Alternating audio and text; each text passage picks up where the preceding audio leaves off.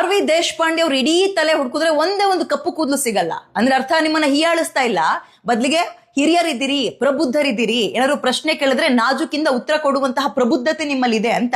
ಆದ್ರೆ ನೀವು ಮಾಡ್ತಾ ಇರೋದೇನು? ಉತ್ತರ ಕನ್ನಡ ಜಿಲ್ಲೆ ಭಾಗದಲ್ಲಿ ಒಂದು ವ್ಯವಸ್ಥೆ ಇರುವ ಆಸ್ಪತ್ರೆ ಇಲ್ಲ, ಬಸ್ರಿಯರು ಬಾಣಂತಿಯರಿಗೆ ಸಮಸ್ಯೆ ಆಗ್ತಾ ಇದೆ. ನಿಮ್ ಕಾಲದಲ್ಲಿ ಒಂದು ಆಸ್ಪತ್ರೆ ಆಗುತ್ತಾ ಸರ್ ಅಂತ ಕೇಳಿದ್ರೆ ಒಂದು ಹೂ ಆಗುತ್ತೆ ಅನ್ಬೇಕು, ಇಲ್ಲ ಮುಂದಕ್ಕೆ ನೋಡೋಣ ಅನ್ಬೇಕು. ಬಟ್ ಬದ್ಲಿಗೆ ಮನುಷ್ಯ ಕೊಡೋ ಉತ್ತರ ಏನಂತ ಹೇಳಿ, ನಿಂದ ಹೆರಿಗೆ ಆಗ್ಲಿ ಆಮೇಲೆ ನೋಡೋಣ ಅಂತ. ಏನ್ರಿ ಅಸಹ್ಯದ ಮಾತು ಅಲ್ಲ. ಸೋನಿಯಾ ಗಾಂಧಿ ಅವರಿಗೆ ಬಾರ್ ಡಾನ್ಸರ್ ಅಂತ ಬಿಜೆಪಿ ಅವ್ರು ಅಂದ ತಕ್ಷಣ ತಕತೈ ಅಂತ ಕುಣಿದ್ ಬಿಟ್ರಲ್ಲ ಕಾಂಗ್ರೆಸ್ನವರು. ಇಲ್ಲಿ ಹೆಣ್ಮಕ್ಳಿಗೆ ನೀವು ರಾಜ್ಯದಲ್ಲಿ ಕೊಡ್ತಾ ಇರೋ ಬೆಲೆ ಏನು? ಆ ಲಕ್ಷ್ಮಿ ಯೋಜನೆ, ಈ ಯೋಜನೆ ಅದೆಲ್ಲ ಮೊದಲು ಬೆಲೆ ಕೊಡೋದ್ ಕಲ್ತ್ಕೊಳ್ಳಿ ನೀವು. ನಾನು ಅದಕ್ಕೆ ಹೇಳಿದ ಆರಂಭದಲ್ಲಿ, ಇಡೀ ತಲೆ ಹುಡ್ಕಿದ್ರೆ ಒಂದು ಕಪ್ಪು ಕೂದಲು ಸಿಗಲ್ಲ, ಅಷ್ಟೊಂದು ಹಿರಿಯರಿದ್ದೀರಿ. ಒಬ್ಬ ಹೆಣ್ಮಗಳು ಪತ್ರಕರ್ತೆ ಒಂದು ಪ್ರಶ್ನೆ ಕೇಳ್ತಾರೆ ಅಂದಾಗ ಉತ್ತರ ಹೇಗೆ ಕೊಡ್ಬೇಕು ಅನ್ನೋ ಸೌಜನ್ಯ, ಕನಿಷ್ಠ ಪಕ್ಷದ ಸೌಜನ್ಯ ಅಲ್ವಾ? ಇವ್ರು ಈ ಸ್ಟೇಟ್ಮೆಂಟ್ ಅನ್ನ ಕಾಂಗ್ರೆಸ್ನವರೆಲ್ಲರೂ ಸಮರ್ಥನೆ ಮಾಡ್ಕೊಳಕ್ ಹೋದ್ರೆ ನೀವು ಕಾಂಗ್ರೆಸ್ನಲ್ಲಿರೋರ್ನ ಸಮರ್ಥನೆ ಮಾಡ್ಕೊಂಡಂಗಲ್ಲ, ಹೆಣ್ಮಕ್ಳು ವಿರುದ್ಧವಾಗಿ ನಿಂತ್ಕೊಂಡಂಗೆ. ಬಿಜೆಪಿ ಅವ್ರು ನಾಳೆಯಿಂದ ಕ್ಯಾಕರ್ ಸುಗಿತಾರೆ ನಿಮ್ಗೆ, ಅದು ಬೇರೆ ವಿಷಯ. ರಾಜಕಾರಣ ಪಕ್ಕಕ್ಕಿಡೋಣ.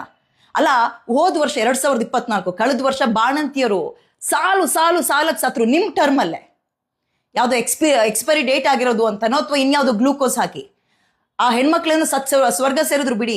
ಬಟ್ ಆಗ್ತಾನೆ ಹುಟ್ಟಿದ ಕಂದೆ ಮಗಳು ಪಾಪ ಬದುಕಿದ್ದು ನರ್ಕ ಅನುಭವಿಸ್ಬಿಟ್ರು, ಅನಾಥವಾದ್ರು. ಯಾರ್ ಕಾರಣ ಇದಕ್ಕೆ? ಹಿಂಗಾಗದ್ ಬೇಡ. ಒಂದು ಆಸ್ಪತ್ರೆ ಯಾವಾಗ ಸರ್ ಆಗುತ್ತೆ ಅಂತ ಕೇಳಿದ್ರೆ ನಿಂದ್ ಹೆರಿಗೆ ಆಗ್ಲಿ ಆಮೇಲೆ ನೋಡೋಣ ಅಂತೀರಂದ್ರೆ ಏನ್ರಿ ಇದು? ಶೇಮ್ ಇದು. ಅಸಹ್ಯ ಅನ್ಸಲ್ವಾ ನಿಮಗೆ? ಮಾತಾಡಿದ್ ನಿಮ್ಗೆ ಅಸಹ್ಯ ಅನಿಸ್ತಾ ಇಲ್ವಾ? ಇದನ್ನ ಯಾರಾದ್ರೂ ಸಮರ್ಥನೆ ಮಾಡ್ಕೊಳ್ತಾರ? ಯಾರು ಮಾಡ್ಕೊಂಡು ಕೂಡ್ದಿದನ್ನ ಹೆಣ್ಮಕ್ಳು ವಿರುದ್ಧವಾಗಿ ನಿಂತ್ಕೊಂಡಂಗೆ ನೀವು ಯಾರಾದ್ರೂ ಸಮರ್ಥನೆ ಮಾಡ್ಕೊಂಡ್ರೆ ಶೇಮ್ ಆಗ್ಬೇಕು, ಕ್ಯಾಕರ್ ಸುಗಿಬೇಕು ಕಾಂಗ್ರೆಸ್ನವ್ರೆ. ಆಗ ಸರಿಯಾಗುತ್ತೆ ಎಲ್ಲದನ್ನು.